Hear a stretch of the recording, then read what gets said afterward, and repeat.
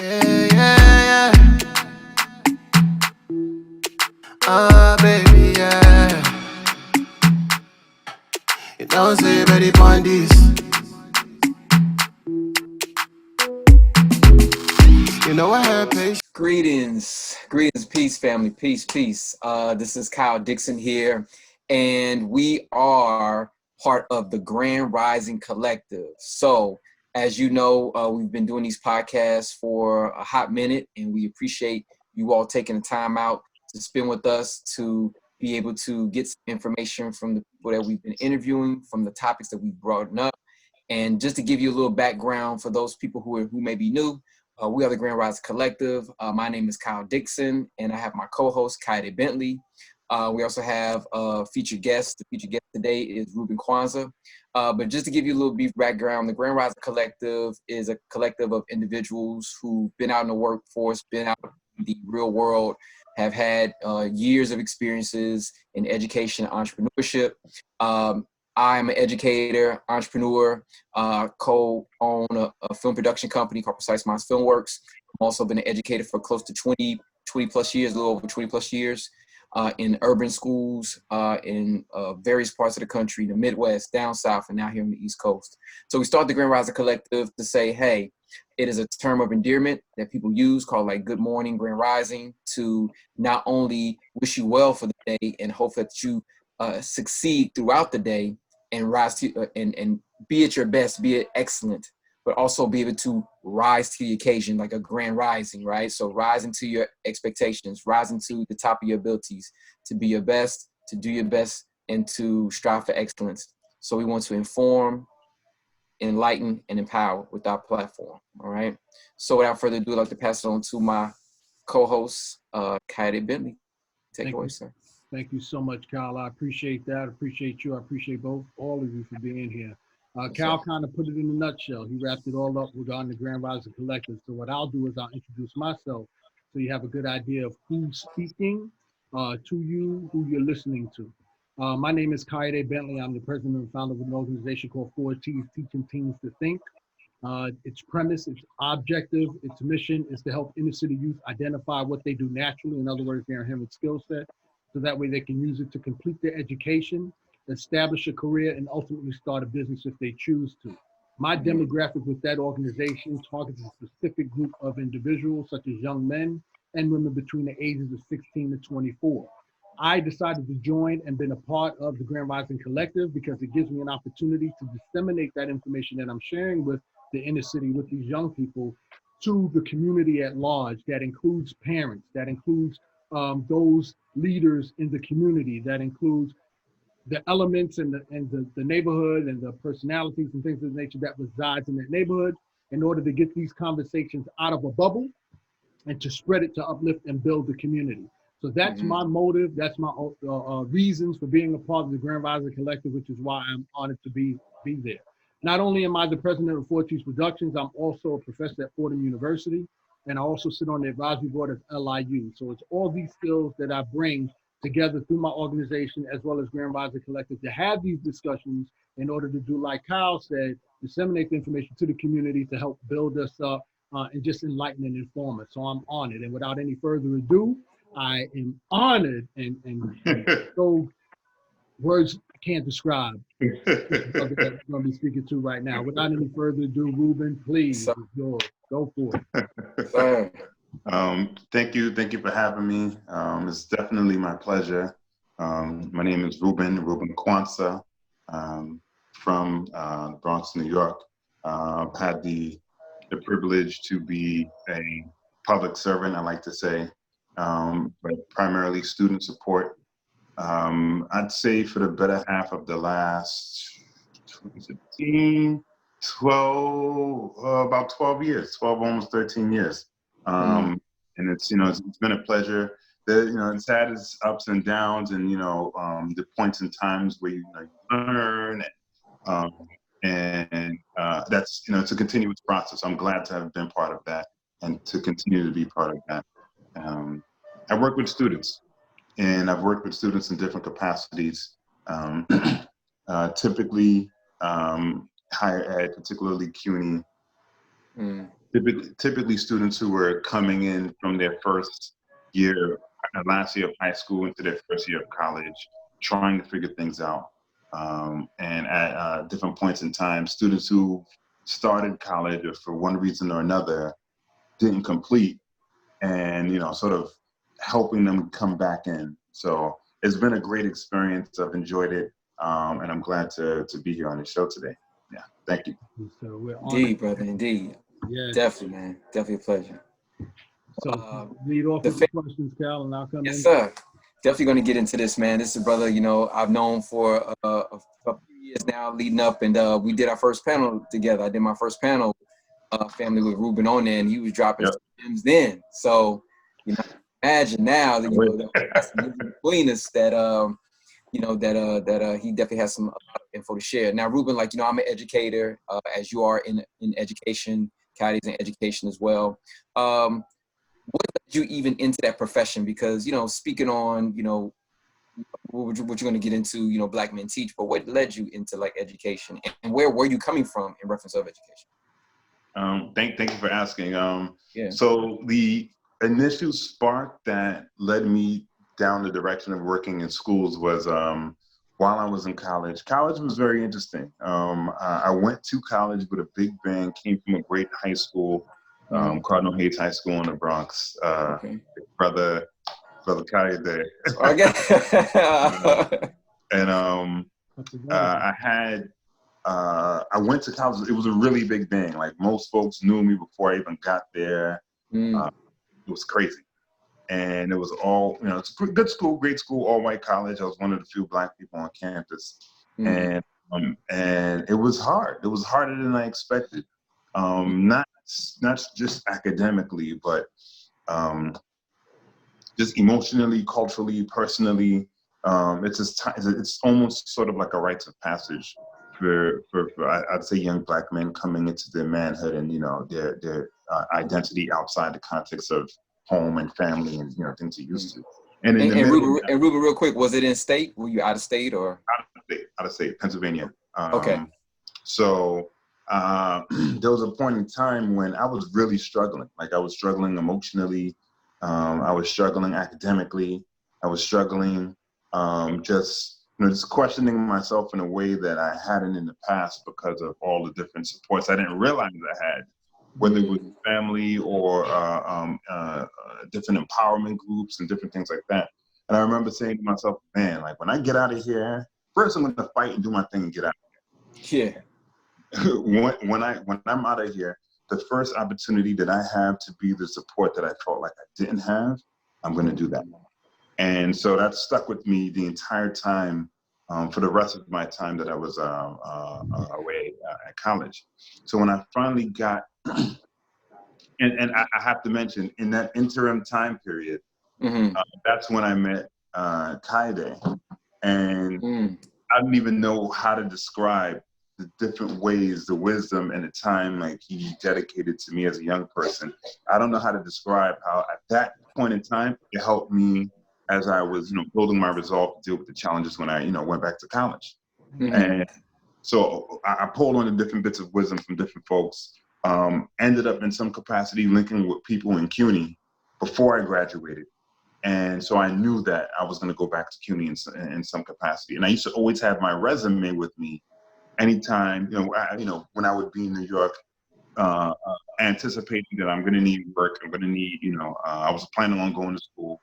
And so I happened to hand my resume to someone as I was registering for classes. And I was looking for any job. I remember going to the Metropolitan Museum to work some job as a tour guide, right? You get to sell these MP3 tours to people. And they said, oh yeah, come back in the next week and you'll have everything set. So this was about to begin. I go back to the Met and they say, what are you doing here? I said, well, I came to work. You told me to come back set day to start work. And said, no, this is not your day to start. I said, but why would you need me to come? And they said, well, it's just not your day. You have to wait. And I'm sitting on the steps of the Met man, what am I going to do? And as I'm sitting on the steps, I get a phone call. I check the phone, it's City College. And they said, you applied for a job at that place. Are you willing to work? I said, yes, absolutely. I'll start. I'm ready to start when you need me. I literally started like a week and a half from there. And I worked with an amazing administrator who taught me the ropes of understanding administration on the faculty side and on the student side as far as registration. So that got my gears going as far as supporting staff and students and learning how sort of the structure worked in some capacity. And so that was maybe back in 2007. And I've been working with students. Wow. Yeah. Wow, brother. Okay. Yeah. Wow. Yeah, and that just goes to show you, family, like, in the story, like, it takes something, a person or people to kind of guide you in those kind of structures that you don't know that exist, or may know they exist, but you don't know how they work. The inner workings of it. Yeah, it's important to have people around them. And what I learned during that particular process, I learned that the little things that you do to be prepared to create options for yourself are so important. Just like the idea of just carrying my resume around with me was something that I got from my experience looking for internships and going to networking events. In college, the National Honor Society, the National Society of Black Engineers, across all colleges around the country, was one of the largest and most popular institutions for Black students on campus to network and link with other students. So they have conferences every year that I go to, and you wouldn't just find engineers there; you'd find accounting majors, psychology majors, all kinds of folks there. Wow. And the way we would network, right? That left an imprint on me as far as always, being prepared, like always have a resume on you, always have some, if you have a business, have your card on you, have some element of the work that you're doing to showcase. And so just being prepared in that capacity, I was going to register for classes. I said, let me just have this on me. That preparedness like saved me literally. Wow. Yo, I don't even know where to start with this guy. Yeah, hey, Reuben, you definitely typified the whole thing. I would tell my students sometimes, Will Smith mentions, stay ready, you ain't got to get ready. You know what I'm saying? Yeah. That exemplifies that, Yeah. Question, Reuben, you just gave us a great rundown on the challenges to an extent that you faced after you left high school and went into college.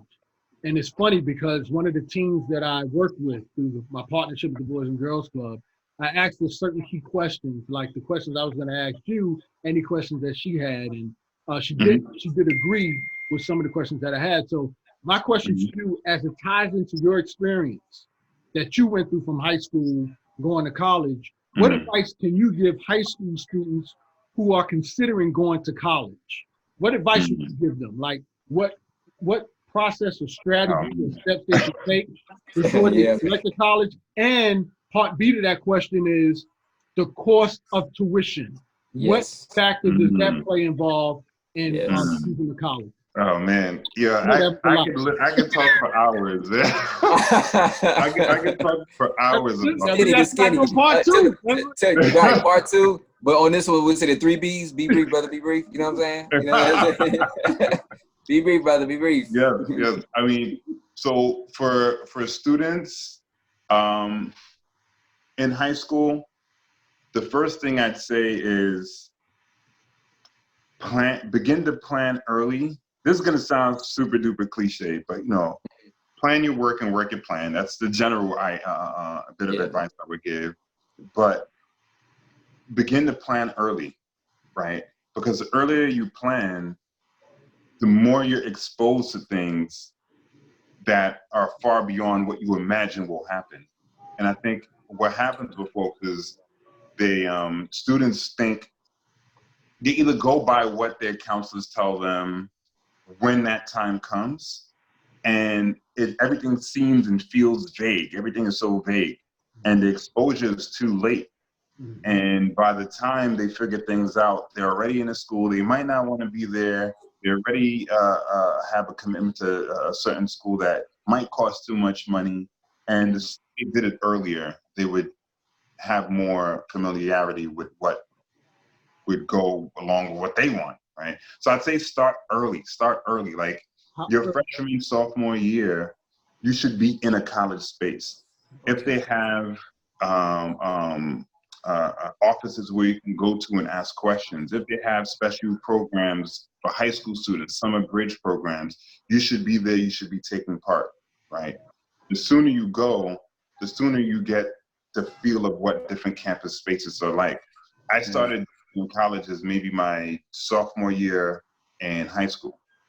The first college that I visited was Adelphi in Long Island. And I remember it looked amazing, it looked beautiful, and that, for me, you know, and it made me realize that I wanted to go away. I have an older brother who went to college some time before me. So I watched as he dealt with figuring out financial aid. How much is it going to cost here? What happens when you have both your parents and, you know, you have to pay this, you have to pay that, right? I could have waited to the last minute to figure all that stuff out. But seeing that early helped me plan a little bit ahead of time. And you know, I knew which schools to look at. I knew, okay, these are my aspiration schools, the schools that I really, really want to go to. I had a list of those. And then I had to look at my grades and my performance to say, okay, as per my SAT scores, as per my my GPA, the activities that I've done, what schools am I the right fit for, right? So let's say I want to go to Harvard or Cornell, right? But given my grades, maybe I'll get into Cornell, I won't get into Harvard. Maybe I'll get into Wesleyan and Union, but I won't get into right. So I have to be honest with myself, and I have to look at what resources I have to get me to make me a competitive candidate for the school that I want to go to, and then you have to have your safety nets, right? So you have to know, okay, if all else fails, is there a school that I can definitely go to, right? So that's one of the, for high school students, those are the three things that I usually mention as far as like planning ahead. And the sooner you plan, if you start this your sophomore year, you can begin to look at colleges. You can go to an orientation. You can sit in on a class, right? I've been doing that since my sophomore year in high school, right? So, and even with that, I made my own mistakes, right? So that's the first bit of advice I would give. As far as, and there's more advice I want to give. I don't want to draw it out. I'll say this, Reuben. Reuben, could you mention real quick one of your mistakes? Oh, great. One of my mistakes, and actually this leads into the second part of the question, was not paying enough attention to the money. I paid attention to the cost, but I didn't pay enough attention to the cost, right? And when my brother went to college, he ended up taking a lot of loans. He got a lot of scholarship, but he got a lot of loans, right? And for me, I got more scholarship, but I still had loans, right? And the way the school presented the package looked like a great package, right? So I just looked at the package. I was excited. The school was beautiful. I'm going, right? But I think had I sat down and paid a bit more close attention, like for instance, don't just look at your financial aid package from your freshman year, and don't just think about what you get in your freshman year. You have to think about what the cost is going to be 4 years down the line. That's facts, right? Yeah. That's facts. And so something that I used to work for a nonprofit in Harlem, and something that we used to do is we used to do this exercise with students where they would calculate how much money they'd be eligible for from the federal government, right? The federal government, give or take, if you're from New York City, you're eligible for possibly as much as $15,000 an academic year, right? That's about $5,500 from a semester from the federal government, and about $2,500 from the state, right? So about $14,000, right? And let's say you go to a school that's $30,000 a year, right? So that's half of your tuition is covered, nothing you have to pay back, right? You still have to come up with that other half, right?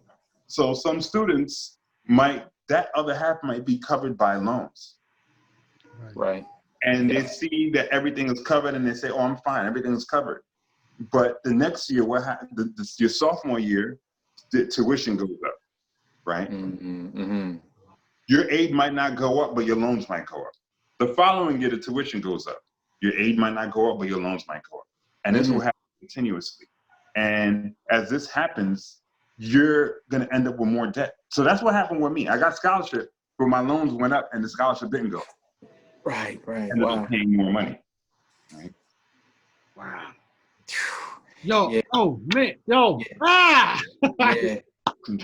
All right, so Yeah. And real quick, Kyle, let me chime in really brief because I got so many think questions. of when my freshman year, when I got grants. I didn't get any scholarships, unfortunately, but I got grants and I got loans. And then that second year, because I had a work study my first year, and then my sophomore year, I didn't have work study, so I had to my parents had to pay out of pocket a little bit more and so forth. And I remember thinking like, man, why is that? Like, why is it that I didn't get it the second year? And I remember one of the older brothers telling me like, yeah, man, they give you the scholarships to get you in there that first year. And then sometimes that sophomore, junior, senior year, it gets a little tougher. You know what I'm saying? To get that A money if you're not on top of it. You know what I'm saying? So I can see, I see how you got it. Thank you so much. I got a follow-up question, guys. I know you got some questions. You got a lot. No, go ahead. I just wanted to chime in on that. Yeah. You got a lot of questions for you, brother. Man. All right. So my experience with college was I went to a 2-year college, community college, one of which was BMCC, where you teach at now, Reuben. The problem that I noticed from the beginning was my guidance counselor, and I think I mentioned this to Reuben already, and I'm not sure if I mentioned this to you, Kyle, but for the sake of time, I'll keep it brief. My guidance counselor told me, "Welcome to the game." And when he said, "Welcome to the game," I knew right there it was my execute to get out of there. Because when I was going to Alfred State College, I was coming out my pocket paying for it. But when I went to BMCC, I was coming out my pocket. When I went to Alfred State College, was when I got hit to that whole scholarship compared to the loans. And once I got out of there, when I came back, I immediately got work, and I got out of that joint because it was one of those things where you can see it's a racket being played, and and I didn't know what you just shared regarding the imbalance between the loan rates going up, but the scholarship staying the same. And Kyle, you bringing in that's an enticement to get you into school to get you caught up in that. Powerful. Thank you so much. Question. Go ahead, Boo. Oh, sorry. And just to say more about that. So in my particular case, what happened was I maxed out on federal aid because I went to school in another state. I didn't qualify for state aid. Gave me work study, and I got scholarship. I got scholarship from coming from high school, and I got scholarship from the school, right? So everything came up to cover the exact cost of everything, right? The next year, what ended up happening is the scholarship that I got my freshman year from my high school was only one scholarship. So there was a gap the next year that had to be covered. And I did go to financial aid. I talked to them to see if I can get some more funds. And they said, well, we can offer you more loans. Yeah, that's how it goes. And, but you live and you learn. And the last thing I'll say is I wish I knew more about CUNY when I was applying. I knew about CUNY, but I wanted to go away so bad. I was like, I wasn't even thinking about it. And working in CUNY for so long, it's just, CUNY is so amazing. Like, of course, other great options out there, but CUNY is amazing as far as the options it has. And I tell my nephews this all the time. They probably hate hearing it from me, but I always equate working a full-time job to being in college, as far as like getting paid to work, but then getting paid to study. And but then I also talk about the grants and the financial supports you have that, folks do studies in CUNY to find out what kinds of supports are optimal for students, right? Like one program that I worked for, there were studies and focus groups that they used to determine, okay, these are the kind of supports that students benefit from. And that became a model for CUNY, that became a model for New York State. And they just won a major award. The program's called ASAP. They won a major award for their ability to increase graduation rates at an insane rate, right? But sorry, I'm not gonna. No, that's fine. Yeah, yeah. Let me real quick. Let me interject. I don't mean to put down BMCC in any way. If that's how it came across, I'm not saying that.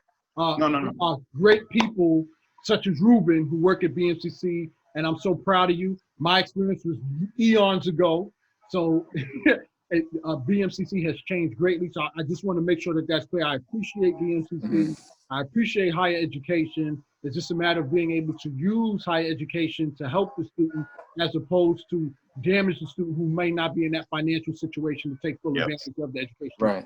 So I want to make sure that that's clear. One final question before I hand it over to Kyle is I want to understand more, and I want the listeners to understand more, that when you went to address the situation at the financial aids office the following year with regards to funding, whoever the powers were willing to offer loans but not scholarships.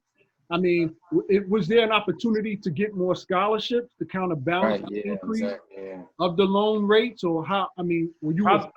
Possibly. You know, so one thing that I learned about my school was that I don't know how this factors in. I'm just mentioning this, but I learned that I was legitimately like one of a lot of the it was a rich school. Let me keep it. It was a rich school. The school had money, right? And a lot of the students, not just the predominantly, the white students, but even the students of color were above the median, found themselves above the median income. Okay. Right.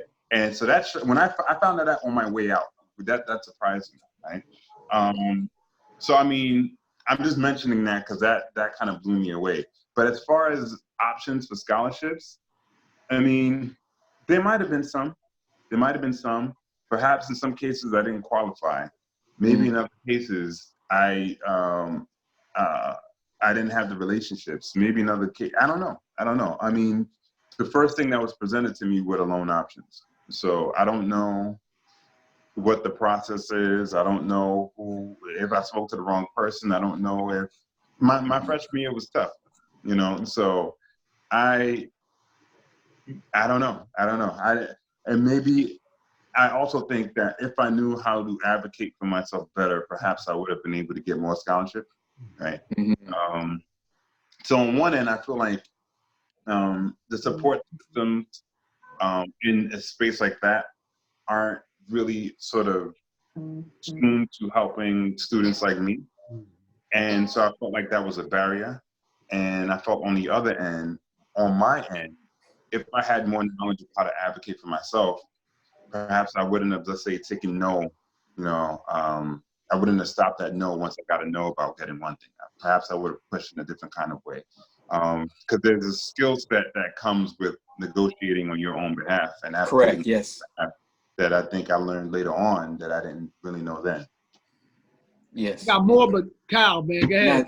Man, definitely, brother. You definitely hitting on some notes, because Kaide and I've talked about it before. When I didn't apply for scholarships, I tell my students this all the time. I didn't apply for any scholarships. My mother, other people, a few other people were trying to get me to, but I'm like, in my young mind, I'm like, I'm apply for them. I might not get it. Well, it's wasted time. I'm not trying to do all that. And I should have, and I never did, and I should have. And my mother was busting her ass. My dad too, but my mom especially was busting her ass, man. So, I was just trying to get up in school and get up out of that bad boy. I feel you, man. Yeah, man.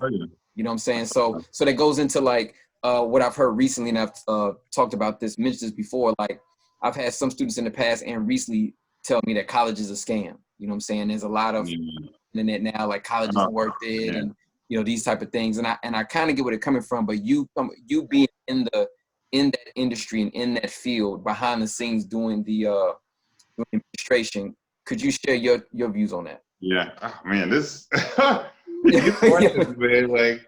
Like I said, I could talk for hours because you're asking such key questions. Yeah, I'm gonna keep it 100.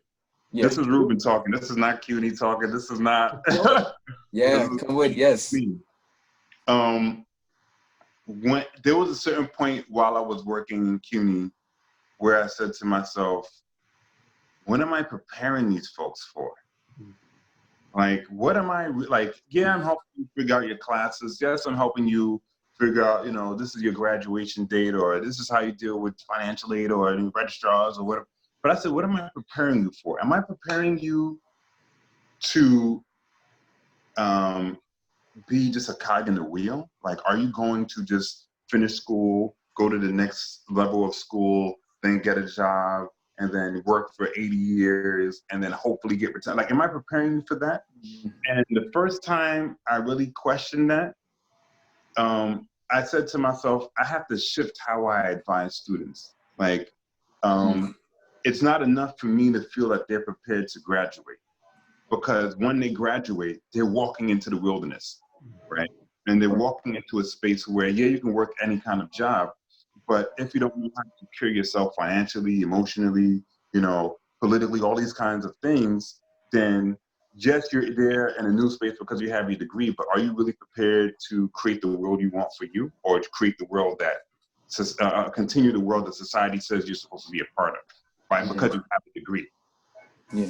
When I really asked myself that, I would talk with students and I would tell them, I'd say, one bit of advice I would always give is don't leave anything to chance, right? Don't leave, whether it's your grade in class, what classes you're taking, what your degree is, don't leave it to chance. Don't just float through college, because while you're here, the school has its mission, yes.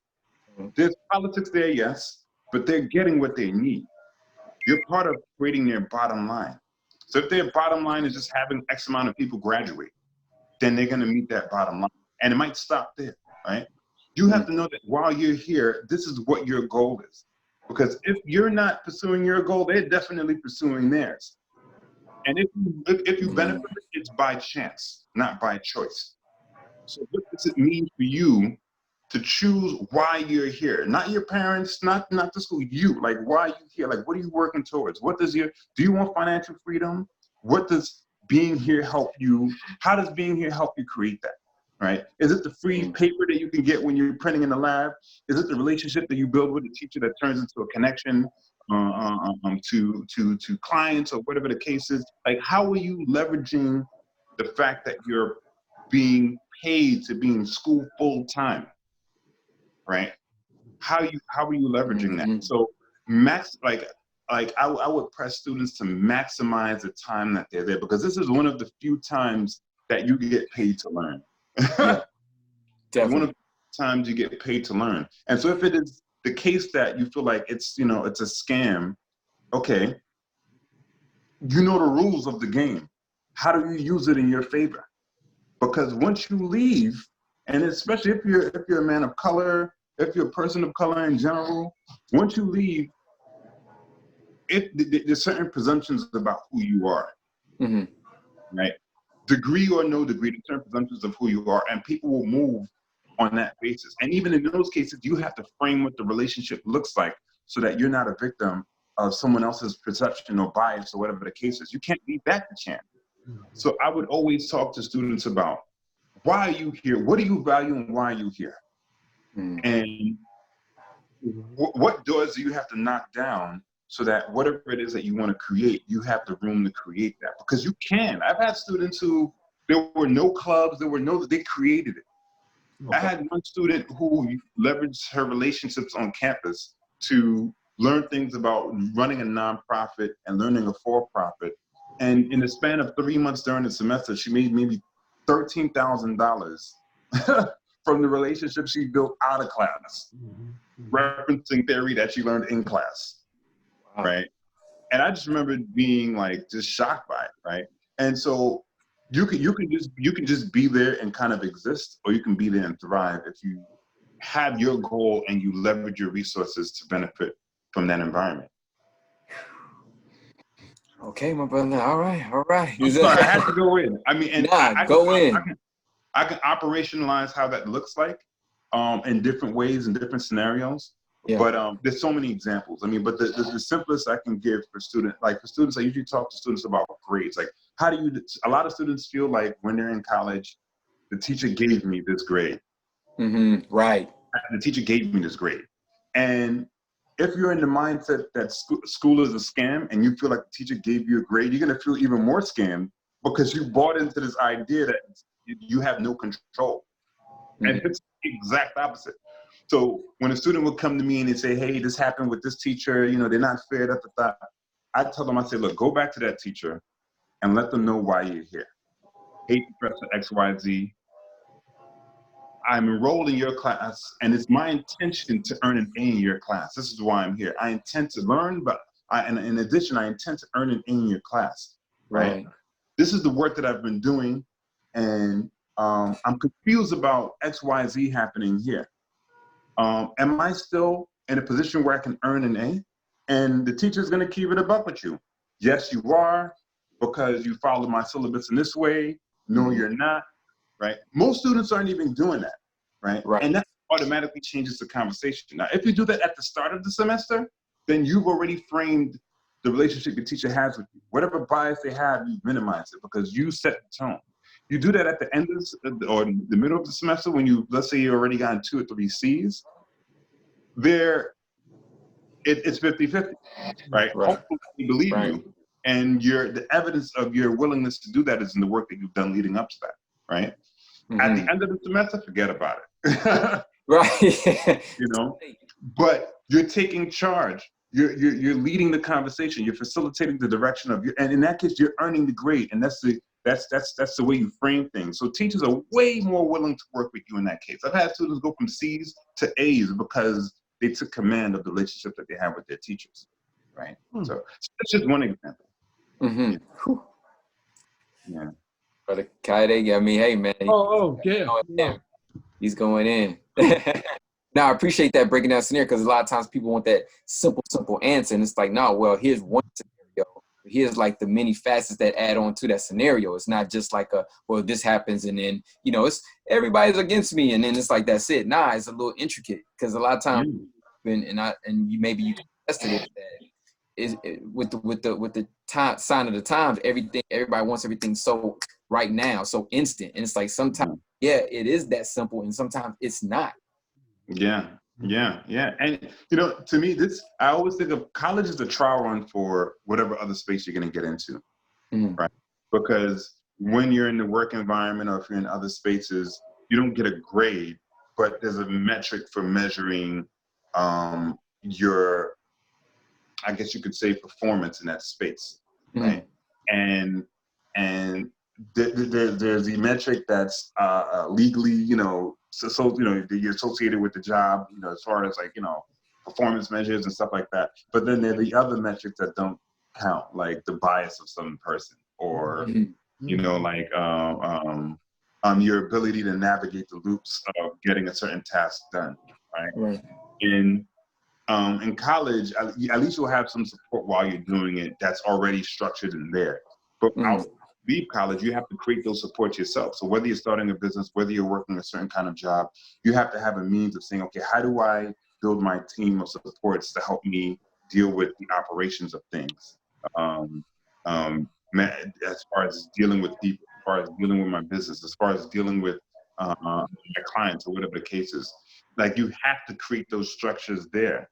And in college, you have some of it, but it's more of you taking those steps. When you're in high school, you don't even register for your classes. right, exactly. You know, like this, but you know, the onion peels back more and more and more, and you know, it's like you have to find a way. And I think it's important for students to find the people who support them, and us as administrators, I think it's important to know that students need to feel empowered. They need to be empowered. They need to know that, okay, I have the ability to make the change that I want to see. It's so important for us to do that, because the other end, as administrators, there's so much going on. Sometimes there's so many silos that the student doesn't become the #1 focus. And no one wants to admit that. And folks will always say student first this, student first that, but sometimes you can't see the evidence of that in how some policies are set up or how some offices operate, right? So. And Reuben, could you mention real quick, like silos? Because I know we know that term, but like, you know, family might not know, like, what do you mean by silo? Oh, so sort of like space, like divides in spaces or divides in processes where, you know, folks don't actually interact, right? So one office or one entity is operating completely on its own, and another office or another, you know, program, so on and so forth, is operating completely on its own, and they need to be interfacing in order to provide a service, but um, that's just not part of the process, right? Yeah. And it's so subtle. Sometimes it doesn't have to do with the culture of the people. It's the policies, right? So like Yeah. I remember at one particular college, I will not name, like if you go to one office, they're so entrenched in the bureaucracy of their processes that, you know, they know it well because they work there. But if you're a foreigner and you come into that space, you have no clue how things operate. But there's a position that you should know, or you know already. But where do you find the rules? When they make updates, where are the updates, right? There's no kind of documentation or, you know, sort of user friendliness for folks to get access to clear information. And as the laws and the rules and whatever changes, folks in the space get so entrenched in that, but it's not broadcasted to everyone else. But the expectation is that you should already know. And it can be overwhelming for some folks. Some folks are dealing with issues like family issues. Some folks are dealing with all kinds of stuff where that they just don't have the time to go down to the 8th paragraph on the unlinked page that you would have provided. You sent the email to the assistant director, like, right? Yeah. Real talk. Yes, Real man. talk. Yeah. Oh, all right. So, and all right, come on. You dropping some stuff, bro. I'm telling you, man. This is stuff that, like you said, nobody has the time. They think you know the presumptions. Anyway, just keep on. What advice can you give to parents? Switching the vibe from the students, and we'll come back to it. But there are a lot of parents who pretty much didn't complete their education, and they're raising a child. You still have first generation kids going to college now. Definitely. Right? So what advice can you give to parents who find themselves during this quarantine time at home teaching their children, you know, during this quarantine? But what advice can you give them with their child who's embarking on this college experience? And now with the education system and their online has much to be desired. The DOE was dysfunctional as is. I can tell you stories about what's going on, but now these students aren't even in school. So they don't have access to the teachers or the guidance counselors or what have you. They're graduating, and the next step this year is going to be college. What advice could you give parents in regards to what they're dealing with their children as they embark on this journey? Well, it's a challenging question, man. Man. I'll say this. I'll speak generally about just general ways in which parents can support students, and then I'll talk specifically about COVID-19. Generally, I think it's important for parents to have the kids exposed as much as possible. And what that means is sometimes, but there's some parents who are super involved and they want to do everything on their own, and there's some parents who and because maybe they might not trust their kids to go through, and there's some parents who just don't have the time. I think in this case, it's important to connect your child to other people who are resourceful. I think that's so important because as much as you will help as a parent, you might not have all the answers. And where you do, you want to find who's the expert or who are the people who are connected to where the resources are. Because there's so many resources, there's so many different ways you can go. Someone knows something that you don't know. It's always going to be the case with school stuff. Like I always learn something new, and I've been working with CUNY and in schools for a while. There's always someone who knows something you don't know. So connecting students to people who are resourceful is very, very important, and not feeling like you have to have all the answers. And the second thing is trusting your children and trusting what it is that they want to do, And okay, you want to do X, Y, Z? Okay, so we're going to find a space where you're exposed to this, right? I think between those two things, students will get connected to different programs and different opportunities in ways that they just wouldn't expect. As far as it relates to college, parents, I think it's important for parents to make sure that their children are connecting with admissions offices, because admissions offices at colleges are the first sort of space where students can find out information about what's happening, what's going on. Like they can find out when's the next orientation, when's the next opportunity for me to visit the school, when's the next opportunity for me to hear about programs on your campus. Like that's one of the best, and you can do that at any time. Freshman, sophomore, junior, senior, you can always do that, right? As it relates to COVID-19, I'm not gonna lie, it's very challenging. Like right now, we don't even know, I don't even know like what the fall is gonna look like as far as online classes, in-person classes. And for me, in my own family, in my own, the people in my family, I'm thinking safety first. Right. If while there isn't a vaccine it's hard to get tested, like I'm more inclined to have my, if let's say I had a child, I'd be more inclined to have them stay home. And so it's challenging. So if you have if you have young folks who are about to prepare to go to college, I'd say at this time, as cumbersome as it is worthwhile to look at the school websites, because honestly, that's probably the only way you're really going to get in contact with folks. Like admissions offices they're operating, but a lot of folks are operating from home. And so really, really checking the school websites, seeing what the updates are and what the deadlines are, when they're starting, that's very, very important. With the students in my program, I work with NYC Men Teach. We have a lot of students who this year are graduating and going to the senior colleges. Mm-hmm. Did a workshop where we had the program managers at the senior college talk with the students at the junior colleges, so they have a sense of what's happening at those campuses, right? So they don't have all the answers, but they have the resources to say, check this particular website where you're going to get this information about ongoing enrollment, right? That's important to know. You want to check with the admissions offices. If you have a student who's going to school this fall, you want to find out which schools are still doing rolling admissions. It's that the second question is kind of hard to answer. I'll be honest. Yeah. Yeah, it's kind of difficult because it's like the things change week by week. They are. Yeah. We're all playing it by ear. Yeah. So I think the best thing you can do is be up to date, checking with the school's websites, calling in to see when they're having like office hours and different things like that. Those things matter. A lot of schools are doing the Zoom sort of virtual chats and stuff like that. So keeping up with those things at this time is the best you can do. Thank you, Rue.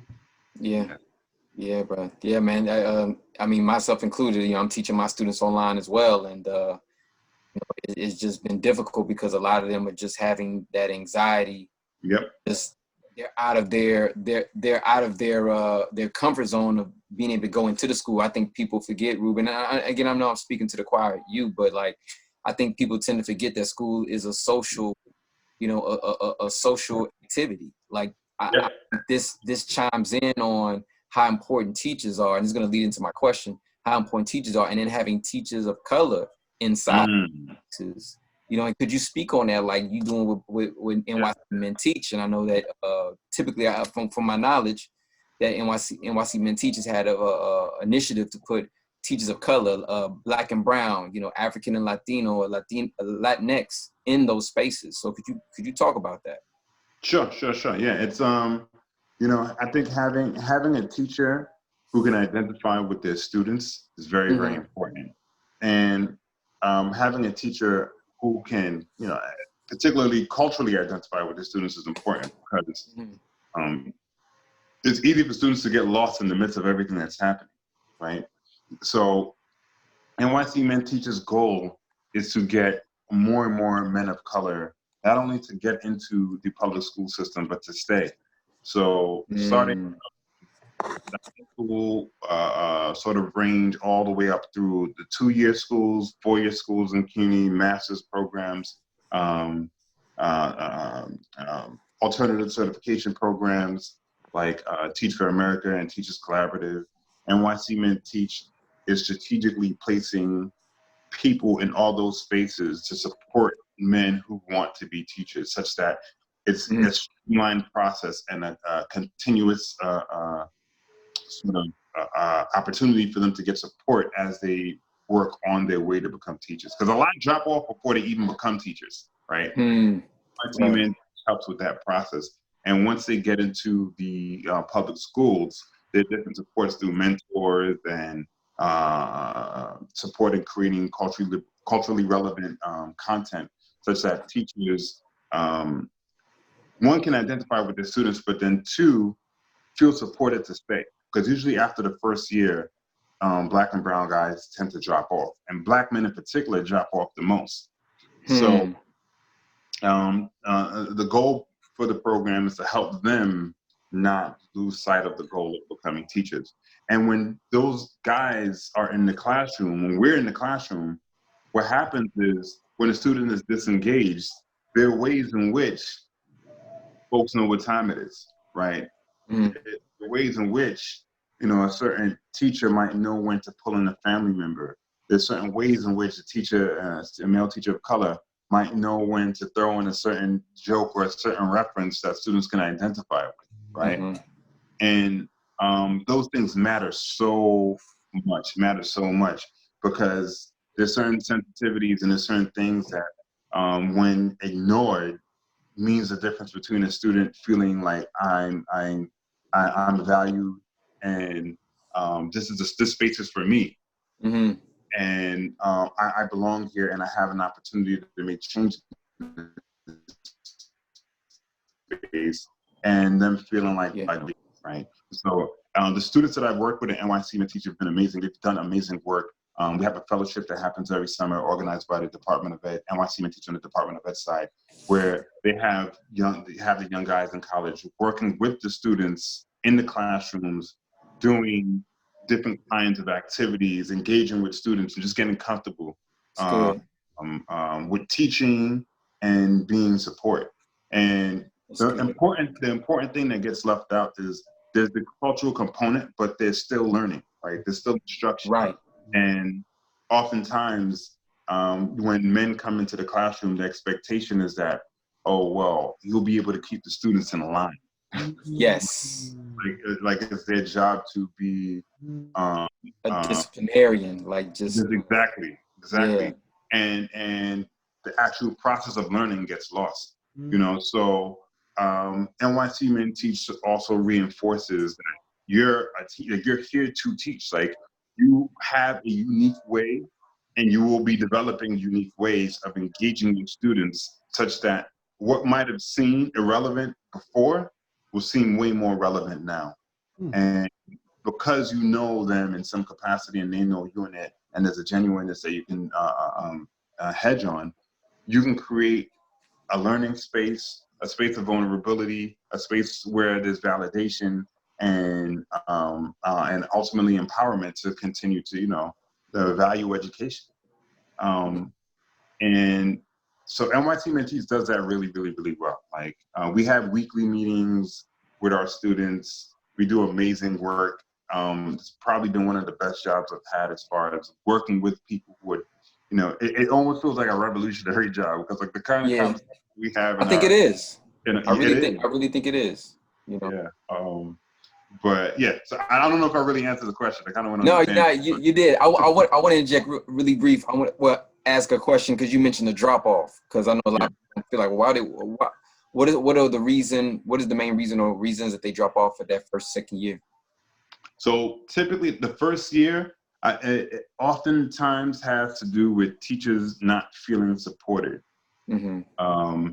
And usually, when you have a Black male person of color, and I hate saying person of color, but when you have a Black man, Right. Yeah. a Latino person of the diaspora in the classroom, and they're working through issues. They might be the only one, and there might be other classrooms for other teachers who are seeking their support. So like there's kind of like this overwhelming, like, wow, so much for me to do, right? Mm-hmm. That's one example. Another example is some of the stereotypes of being a man in the classroom space, right? I forgot the percentage, but Isn't it like 2%? yeah, less than 10%. Yeah. Before NYC Men Teach, about less than 10% of the teachers in the classroom were male, right? But classrooms are 50-50, more men of color, right? Yes. Particularly Black men. Since NYC Men Teach, that's gone up way past 10%. I think it's about 12% now, right? Okay. Okay. So, but just the environment is such that the guys oftentimes don't feel supported.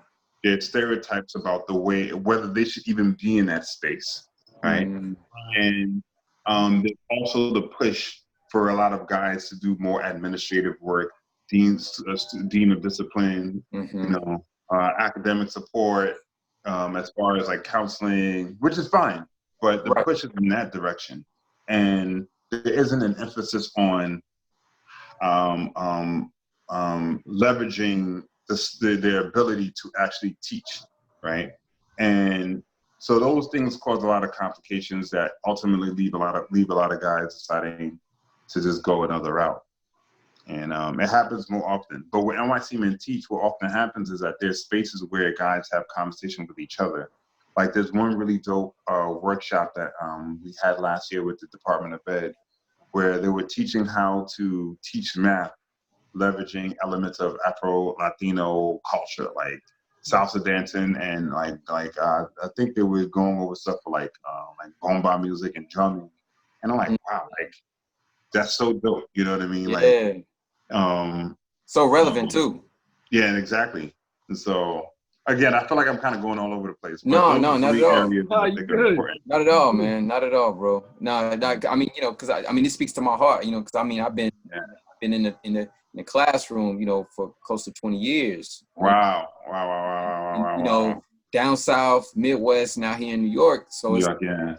You're speaking, you know, like when you're saying these things, like, yeah, man, it's resonating with me because when I first got into teaching, I was fortunate. I had support. You know what I'm saying? Like I was in small environments where, you know, the first day of class, I was scared, you know, excuse my language, man, I was scared shitless, you know. I feel you. And not because I'm scared of our children, but because I valued them so much that I didn't want to mess them up. Exactly. I didn't want to do something that would derail them to not getting the things that they needed. So, you know, it was more like I'm nervous because I want to be at my best, you know, and I want to make sure I give them my best. And anything less, what they say, anything less would be uncivilized. Like, for real. Yeah. And to that point, actually, you made me think of another thing. I think some folks leave because not because of the students. They leave because they want to do their best, but they realize that the environment that they're working in isn't conducive for them to do their best. Mm-hmm. And particularly, I'm talking about the structure of administration, the structure of, and like just there's certain just blatant inequities that teachers themselves have to deal with. That I know, unfortunately, in some cases, it might drive some male teachers to go to charter schools as opposed to working in the public schools. Okay. Yeah. Like I know a lot of guys who Black guys who work in the charter school system, and it has issues there too. But I have folks that I've worked with who've left. They've left the DOE. They've left, you know, different some of the public school spaces because of just some of the stuff that they've had to deal with. That in some cases is, you know, counterintuitive or makes it hard for them to do their job, or like what the vision they have, shared vision of the leadership. And I've seen cases where that kind of pushes really great people out. And I've seen the opposite. My experience hasn't mainly been teaching. Like I said, it's been mainly like student support and advisement. And I've worked in places where I've worked with amazing people. And folks just get pushed out because they can't deal with the way things are set up in terms of the administration. And they take their talents to, to other spaces. You I'm know. gonna take my time this way. There's so many questions I'm going to ask. I hope I don't forget them all. Man, How is, can I, by the way, Cal, can I interject? Can I ask you? Sure, definitely, sure. brother. Go ahead. Yeah, definitely. How exactly, or if they're doing this, how is NYC Men Teach addressing the whole administration problem with Oh, regards to the counterintuitive processes? Hmm. Because I know teachers who are there and they say it's crazy. They say it makes no sense with the policies that I mean, the principals really, well, not principals in general, but this person that I know in the education system, the principal that she works with, it's one of those things where they don't care if the students learn. They just want them to pass the test. It's a number, write it off. They continue to get funding. So my question mm. is, how is NYC Men Yeah. Teach addressing that administration hyperbole type, thing that's moving or forcing Black men, particularly and Latino teachers, out? Do they have a strategy or how they're dealing with that, if they're dealing with that at all? Yeah, so I mean, so there are a lot of different things going on that I feel like NYC Men Teach has done that's been beneficial over the time that have been part of the program and initiative. At the in the DOE, they have so many amazing programs that tie in that allow teachers and administrators to participate, right? So Mm. this I don't even know where to begin. Like there's so many different there's so many different programs within NYC Men Teach where teachers can get involved in workshops with students. Every semester we have like showcases where we connect the DOE side of NYC Men Teach with the CUNY side. Um, there are different campuses on the CUNY side that connect with the local public schools and the teachers at the local public schools to get some sort of like relationships built whereby, let's say, um, uh, some students who want to volunteer and work at a high school might have the opportunity to work and volunteer and work at a high school. Mm. Um, um, I don't know. There's so many throughout the year.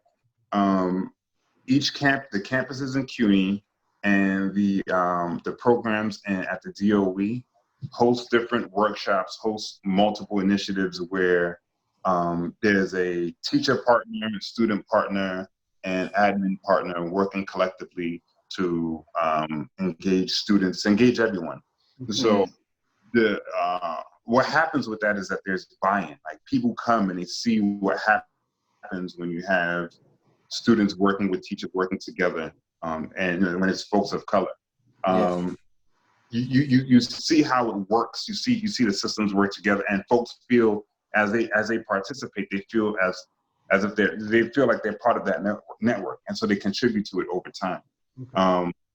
We just finished doing this thing. Well, we're not finished. We're doing it now. Called this thing called NYC Men Teach Roadshow, right? So Mm.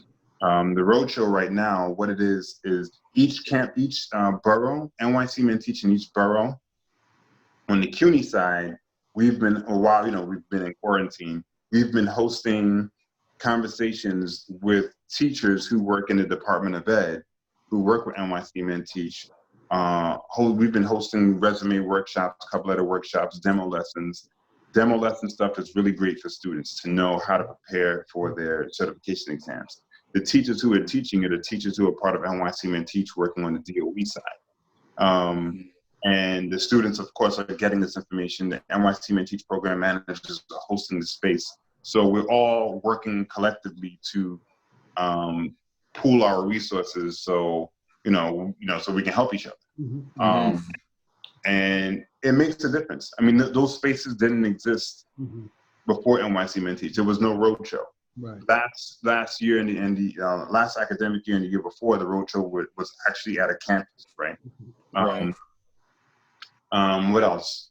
NYC Men Teach, we connect with, again, with the DOE when there are different job opportunities. A lot of students are looking for like paraprofessional job opportunities, but sometimes it's very difficult to get those because like the DOE is saturated with paraprofessional job opportunities, right?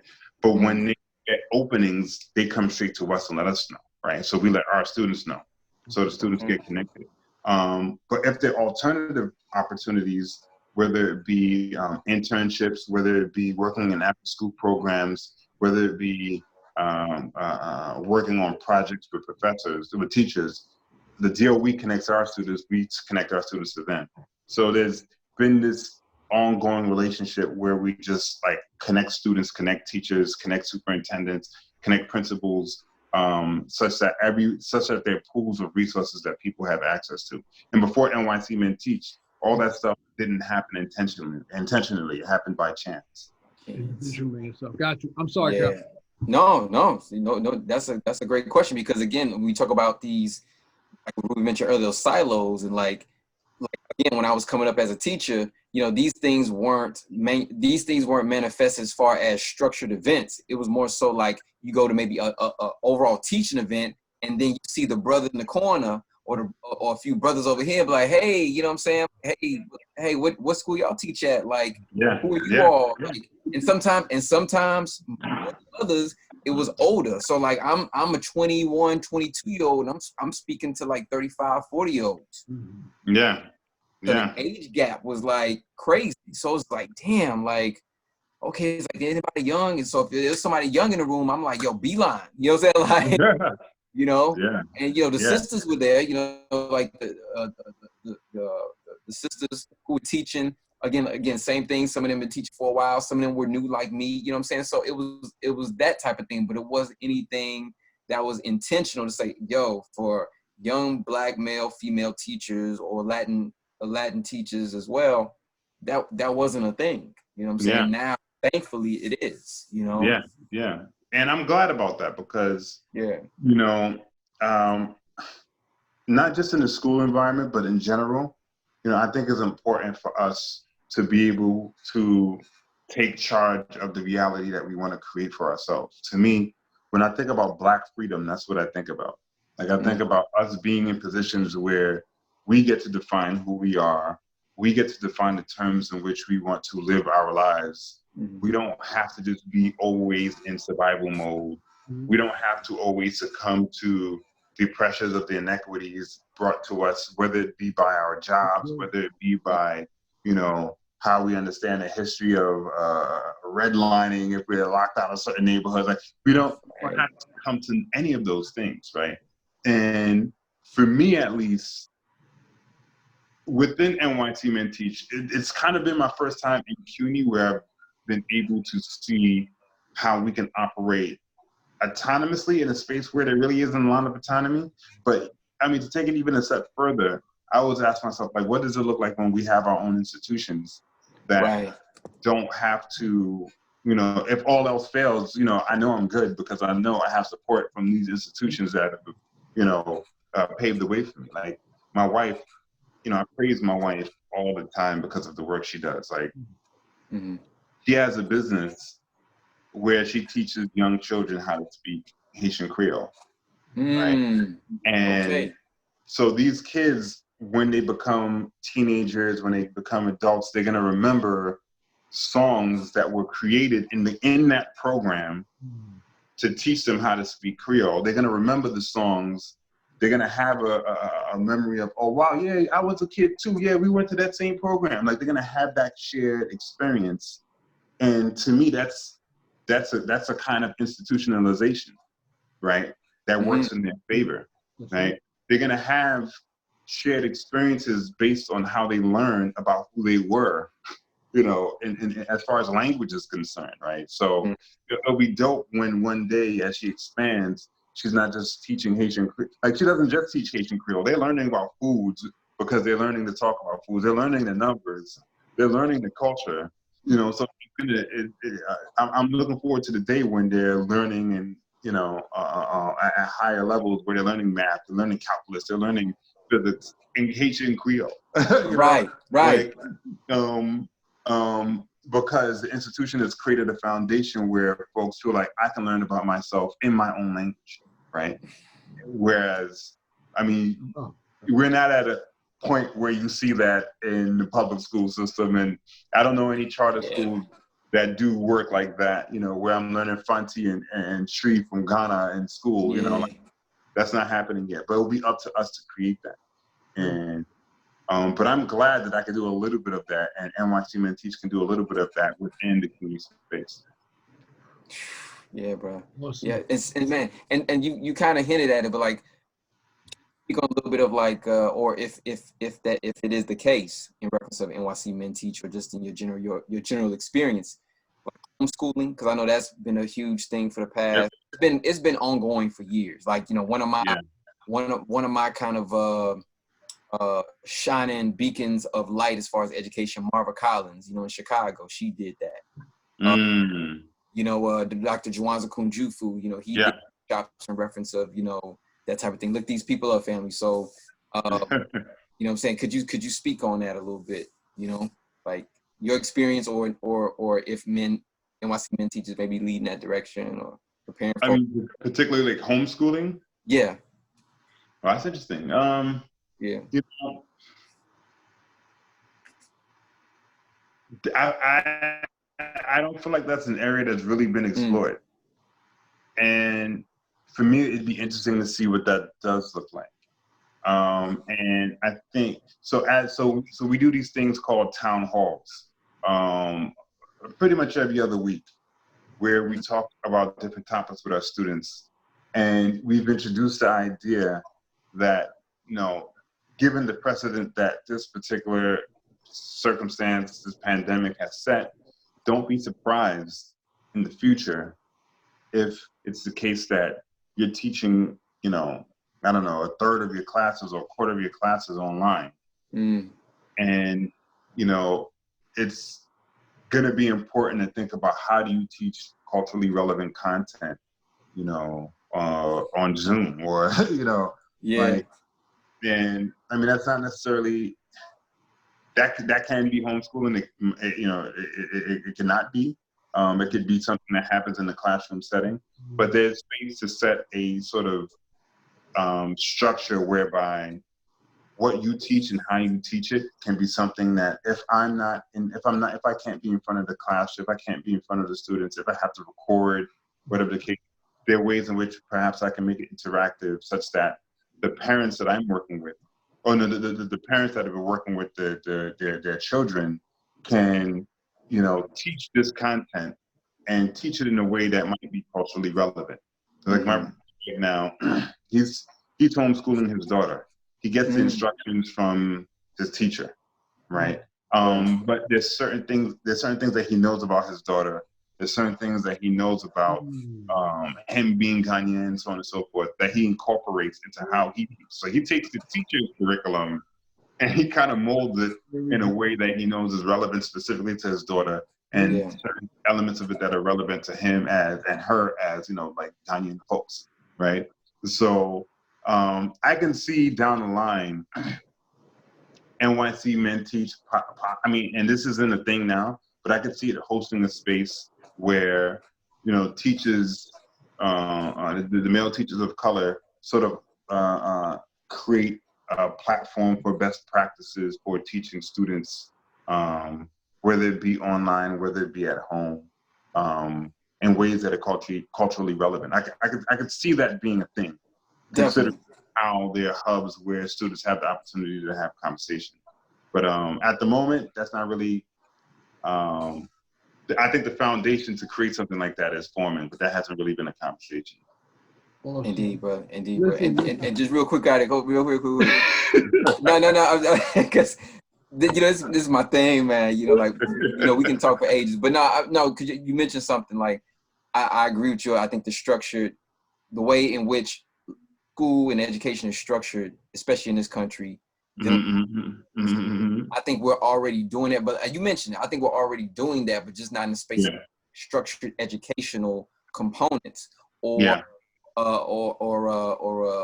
electronic spaces, as far as like collegiate or dealing with public ed. But I think we are doing it, but it's just not in those spaces enough. No, you're right. Absolutely right. And me personally, like, I would like to know more about the spaces that exist where, we're kind of teaching ourselves. Like I would love to know more, because I know that the folks are doing the work, right? One organization that I used to be part of, I'll always be part of it, called Nduwin and Zinga. It's the African Rites of Passage that started in Atlanta. Let's say started in Atlanta, grew in Atlanta, and it's huge here in New York now. In Atlanta, there's so many folks who've gone through the process of this rites of passage, who've grown, who have their children, right? And they have their children in this space. And same principles and the stuff that they learn, you know, they've created a space to teach children about, and primarily character development, understanding self, coming into own. Like the structure is there for teaching children how to achieve self-mastery for the benefit of the community. And sorry, say it again? Knowledge of self. That's what Yep. Like the structure is there. And in New York, as it's grown, there have been many people who've engaged space, the community, in a way where, I mean, they're people who have their children and they have kids, and the kids are growing up and learning, knowing each other. But there are ways in which they've structured the space where they teach the children, learn about self, learn principles. Like I'm wearing this shirt right now. It's one of my favorite shirts. So, and wisdom, spirituality, and nurturing. And nurturing. I'll try to stand up a little. So it's humility, wisdom, spirituality, nurturing, forgiveness, discipline, accountability, maturity, integrity, and honor. Right? Right? But the first 5 principles that folks learn are wisdom, forgiveness, humility, spirituality, and nurturing, right? And doesn't matter who you are, doesn't matter how old you are, the first step into finding, like, creating space to learn about who you are is about learning your values, right? So there's a space where people learn values. And from that space, everything else is put into context, right?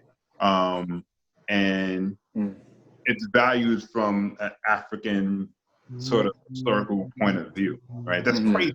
It's crazy to me, right? And it's a growing community, so I can see over time what it's going to be for the young folks that are part of it. And I can see spaces like that where, you know, like homeschooling, where like actual teaching classes will make a significant difference in how those young folks grow up and see themselves as adults working in the spaces that we're all exposed to. You know, like anyway, but yeah, again, I'm going on the tangent. Yeah. That's just good, bro. No, bro, it's on point. We are past the hour, Reuben. I'm so gracious that your wife has given you time. I don't want to take advantage of it because I got a lot more questions. You sure you got one more question? I'm sure. I know you got a question, Kyle. We doing two. We doing a part 2. There's a lot of part 2. Okay. But this will be the final question that we're gonna ask before we close it out. I just want to put that there because we're past the hour. We're closing it out. Yeah. What we're talking about. She gave me the signal. I gave it an eye. Like. Yeah, I'm not trying to get you in trouble, bro. No, it's all good. I told you. So my final question before, you know, we do a part 2 definitely, but for tonight, you know, I deal with inner city youth, right? And we kind of touched on it in the beginning, but I feel it's appropriate and necessary for me to follow up this question with you, just to get your perspective, not per se to say that you have the answer, but what we do at Grand Rising Collective as well is we try and bring tangibles. We try and bring action steps, not just what the problem is, but what are the solutions to these problems.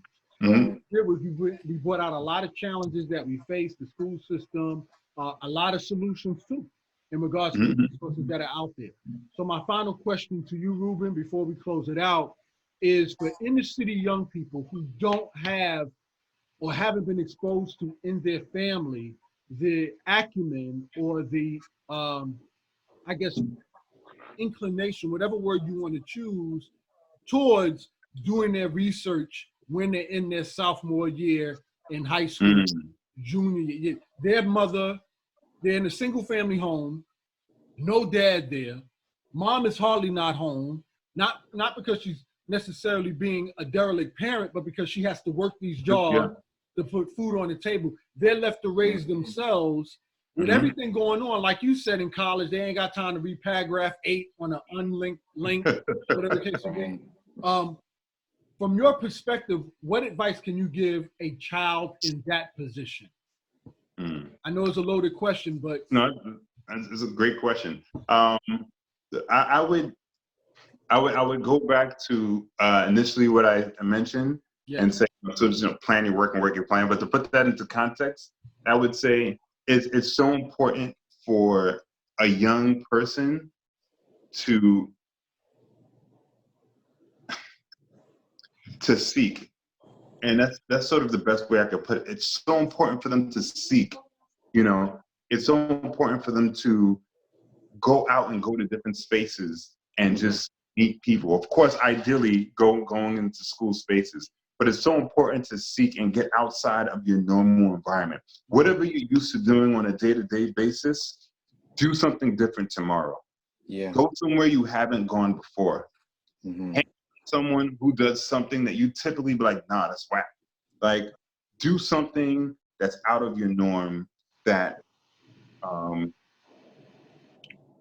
you believe will make you better, right? Just do it. Just try it. Get out of your norm. That's one of the most important things you can do.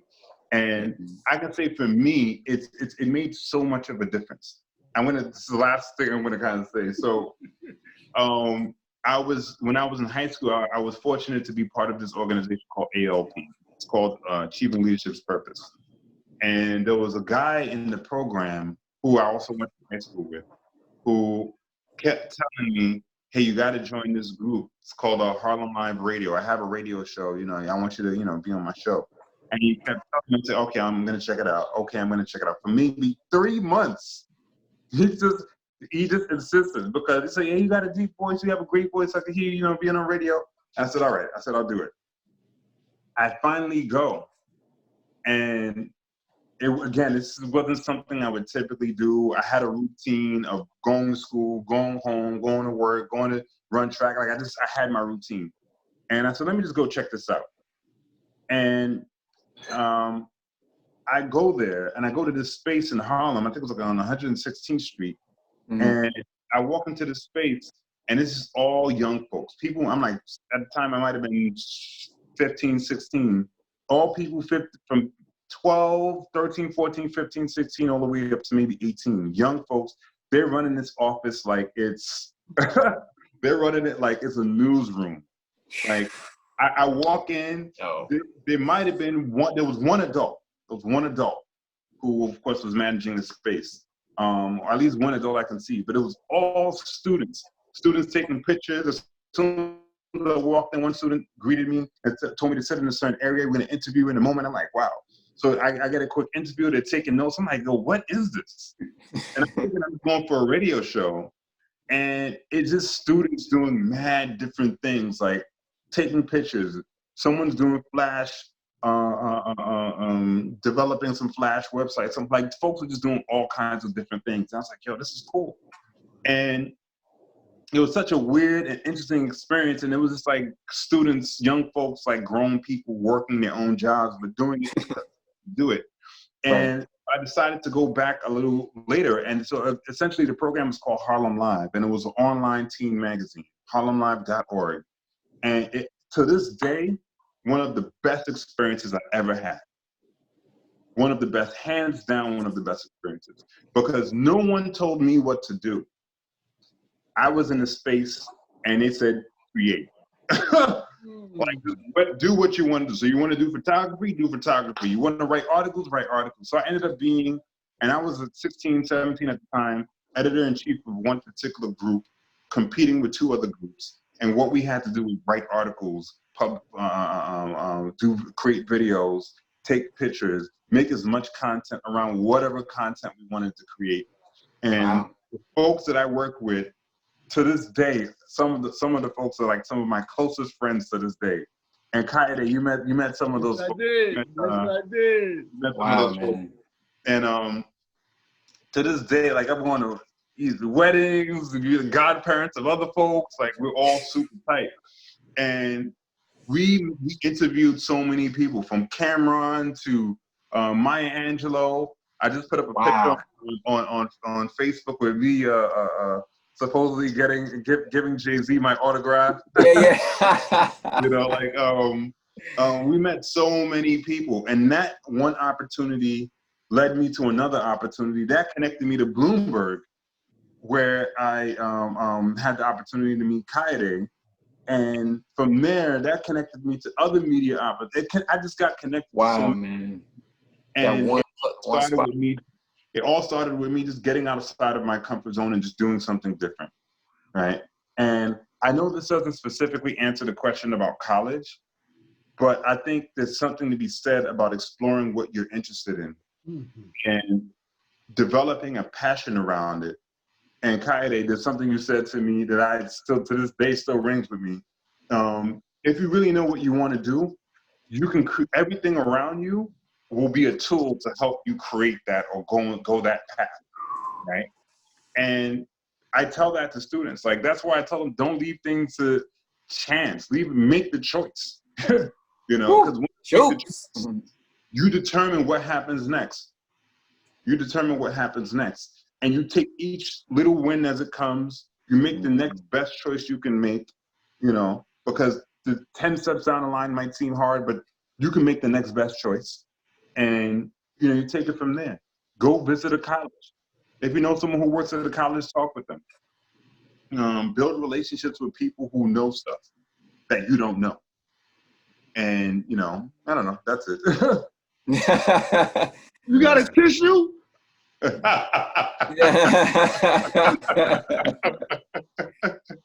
Oh, serious, man. Oh, man. Yo. I'm more like, oh, you know Jay like that? Hey, tell Jay I want to holler at him, man. You know what I'm saying? Reuben, do that, man. Oh, man, I wish that up, man. I could hit him up now. Tell we want Jay on here, man. Tell we need Jay on here.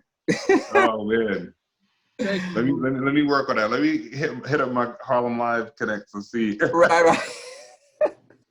Yeah. Thank you so much. But I really appreciate all of you having me. I mean, Kyle, like, it's so like you've been doing it for the longest, and like I appreciate, you know, you humbly, you know, you humbly accepted me in your space, and I honor the work that you do. And Kaede, I mean, I've seen you doing it for years, and I want to thank you for your patience with me. And I appreciate all, you know, the work that you're doing, because if not us, then who, you know? Exactly. Thank you, brother. Exactly. Yeah, thank you, man. Much respect, brother, and definitely to the work that you do, man. I'm grateful to have, you know, brothers like you in our circle, and also the students and the brothers come to you for guidance. You know what I'm saying? In that space, you know, to be behind the scenes in administration, man. We need more brothers like you in those spaces, man. Thank you. Yeah, definitely, man. Definitely. So, family, whoo! As you see here, you know what I'm saying, the brother Reuben, you know, dropping some really tangible solutions and insight on the process behind the scenes in the education, whether it be from the student aspect to the administration aspect to the teachers or potential teacher aspect. And you know, y'all really got some like thorough knowledge during this time. And hopefully, you know, after this thing ends, hopefully soon, we'll definitely do a part 2, and we'll be together. We'll meet up in the physical, you know what I'm saying? Yes. Indeed, man. Yeah, so family, you know, this concludes the episode. We thank you for spending your time with us. Hopefully it was well worth your time and well worth your energy. And again, you know, we drop these episodes not just for us, but really for the whole community to really take from it and build with it and run with it. You know what I'm saying? So just to give you a little bit of insight on like where you can reach me here on YouTube, Mr. Kyle Dixon. Also on Instagram at DIX_KYLE, and also on Twitter at KEasy773. So those are the places you can reach me, and definitely, you know, thank you, brother. Thank you so much. Sorry, y'all. Do all these other things. Yeah. To be real brief, bro. Thank you, Reuben. Thank you so much. The Thank you. compliments is right back at you. You're an Thank you. inspiration to me. Cal is an inspiration to me. I hope you all who are listening really take time out to listen to what this brother is saying. When I say he's an inspiration to me, I mean that. The conversations that we've had, there's the statement that says the teacher is the best student, meaning the teacher learns from the student. I learned from this brother. I learned from these brothers here. So I'm just trying to say, as I wrap this up, there's so much more I want to tell y'all, but if you don't take the time to listen to what this brother is talking about, you're doing yourself a loss. Thank you, my brother Reuben, for being here. Thank you. I Thank you for having appreciate me. it. You're welcome. Anytime. you, We're going brother. to do a part 2. My Yes. hashtags or my tags in and of itself is on Twitter and Instagram, Balagoon Logic. Check me out there. I have 4T's Media on YouTube. I have Perspective TV, where I do one-to-one interviews with people who are influencers in my network, similar to this, that talk about everything from relationships to culture. I have Candid Advisor as well, to which I answer any personal questions you have as they relate to careers or as they relate to relationships or anything else. And then I have my own channel that deals with scripture, that I share with you regarding scripture and just personal spiritual development. So you check me out on Kaya Day with the scripture, Perspective TV, as I mentioned already, Candid Advisor on YouTube. And that's how you can reach me. And at the end and in the bottom, we'll have hashtags as well. Now Yes. I give it over to my brother Reuben. Please say your final words, my brother, and whatever your hashtags and how people can reach you so they can learn, man, from you, and you give them that insight to help them, especially in the city, you navigate that mind course that's in college, brother. Please do them honors like we've had the honors. Yes, sir. Thank you. So, firstly, I'll say thank you again for having me. It's my pleasure to be here. Definitely a privilege to have the opportunity to, just offer something, because a lot of times folks don't have that opportunity. No. So as relates specifically to NYC Men Teach, if you want to join NYC Men Teach, just go to Google, type in NYC Men Teach, and the website will come up, and you can just apply online. The application is open, so students can join to be participants for the fall. Typically, it's the case that students who participate in CUNY, whether you're at the 2-year school or you're at the 4-year school, we have at least one point person at every campus. So we have point people at College of Staten Island, BMCC, Hunter College, City College, Lehman College, BCC, Brooklyn College, Medgar Evers. We have students at every college. So go to Google and type in NYC Men Teach, and you should find some information to join the program. You can check out the NYC Men Teach page on Instagram. Just type in @NYC Men Teach, and they have some stuff there. But yeah, I'd say that's the best way to get in contact with folks at NYC Men Teach. I'm on social media, but I'll be honest, my social media is kind of Yeah. Nah. I was like, where's your social media? Where's yours? If you have it, you have it. And they can reach us. They can reach us. Yeah. We're gonna post all the links that Reuben mentioned down below in the description box for you. Yes. And if you need Reuben, just let us know. Ask us the questions. We relay it to him because he's definitely. Definitely. And then we'll make sure he gives us the answer and relay it back to you. That's how we do it. Definitely. And the other thing I also want to mention, I kind of want to throw in there. So I have a lot of names. I feel like Black folks have a tradition of having a lot of names. Yes. That's just dope. But one of my names, so a lot of my friends call me Benz, right? Then my name, no pun intended, like Reuben. My Ghanaian name, Kwabena. My rites of passage, my name is Ombeni, right? So people just call me Benz. But Ombeni in particular means asking shall receive.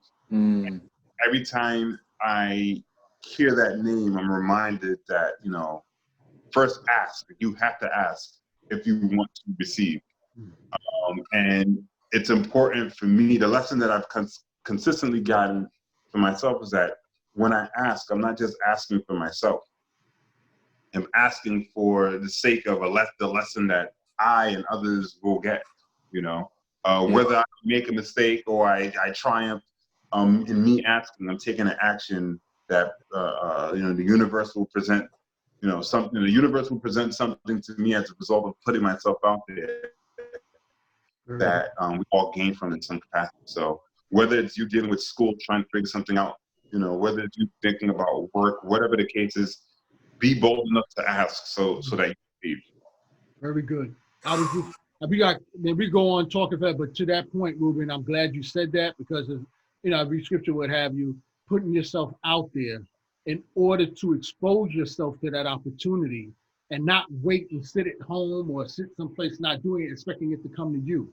In order for the universe to work for you, and I believe in the Lord says, take the first step, he'll take the rest, whoever, however you want to be. But you have to put yourself out there. Take that first step. So that way the opportunity can reveal itself to you and you can take advantage of them. So sorry about that. Sorry about that. Thank you.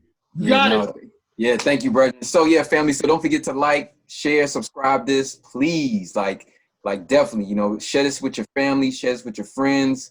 You know, have them reach out to us if you need to get in contact with Reuben or any one of us and your family. Thank you again. Blessings for you and yours going through this trying time. You know, for those who've lost loved ones. Shout outs and much respect to the healthcare workers going on during this time frame, because you are a godsend for real. You know, you are really putting in a lot of time and effort and energy and putting your lives on the line for literally to help other people, and that gets much respect in our circle for sure. Yeah. Yeah. Baby, yeah. You know, say, ready on this.